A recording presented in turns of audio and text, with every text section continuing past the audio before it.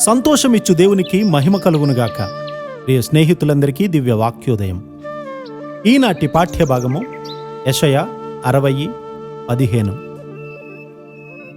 నీవు విసర్జింపబడుటను బట్టియు ద్వేషింపబడుటను బట్టియు ఎవడునూ నీ మార్గమున దాటిపోవుటలేదు.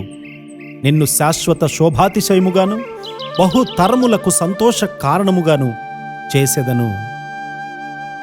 దేవుని కృప వల్ల ఇంతవరకు కూడా నేను దేవుని చిత్తము లేనిదే ఏ పని చేయలేదు. ప్రతి విషయము మొదట ఆయన చేతుల్లో పెట్టి ఆ తరువాత నేను దాన్ని గూర్చి ఆలోచిస్తాను.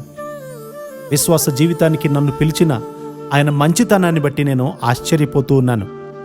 నేను కోరినవన్నీ లభించే ఆహ్లాదకరమైన ప్రదేశాన్ని విడిచి ఎలా వచ్చానో తలుచుకుంటే చాలా విచిత్రంగా అనిపిస్తుంది. ఆయన పిలుపుకు లోబడి తెలియని ప్రదేశానికి వచ్చినట్లు ఆయనే నాకు విశ్వాసాన్ని ప్రసాదించారు. ఆయన చిత్తాన్ని చేసేవారెవ్వరూ కూడా నిరుత్సాహపడరు. ప్రభువు కొరకు నిన్ను నీవు ఉపేక్షించుకొని దేన్నైనా వదులుకోవడానికి నీవు సిద్ధంగా ఉన్నావా? నీవే స్థలంలో సేవ చేయాలో నీకు తెలీదు. నీ హృదయాన్ని కాచుకో. భూదిగంతముల వరకు నీ స్వరము వినబడునని నీవు నమ్ముచున్నావా? ప్రభువు నీ హృదయాన్ని త్రవ్వుచున్నాడు. ఇదిగో, ఇతడు నిజముగా ఇశ్రాయేలీయుడు, ఇతని యందు ఏ కపటమూ లేదు అని నన్ను గూర్చి చెప్పాలనుకుంటూ ఉన్నాడు. అలాంటి ప్రశంస యొక్క పర్యవసానం నీకు తెలీదు. ఆయన వాక్యాన్ని నమ్మితే గొప్ప కార్యాలు జరుగుతాయని నేను ఒప్పింపబడ్డాను. దేవుని కృపను తక్కువ అంచనా వేయకు.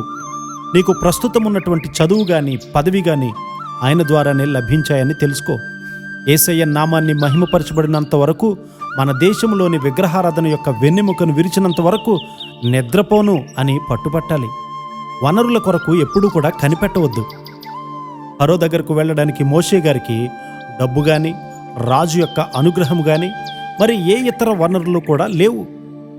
ఫరోకు దేవుడంటే తెలియదు గాని నీ దేవుడే సింహాసనాసీనుడై ఉన్నాడని నమ్ము. నేను రాత్రి పడుకునే ముందు, ప్రభువా, నేనింకా చూడాల్సినవి, చేయవలసినవి, కలిగి ఉండవలసినవి నాకు చూపండి అని ప్రార్థన చేస్తాను. ఎప్పుడూ కూడా నీవు పోరాటాలతోనే ఉండవు. దేవుడు నీకు తోడుగా ఉండి నిన్నొక రోజున వాడుకుంటాడు. తల్లిదండ్రులు వ్యతిరేకించవచ్చు కానీ నీ జీవితం దేవుని చేతిలో ఉంది గనుక అస్తవ్యస్తంగా ఉన్నటువంటి నీ భవిష్యత్తును మార్చి నిన్ను శాశ్వత శోభాతిశయముగా చేయునుగాక. ఆమేన్.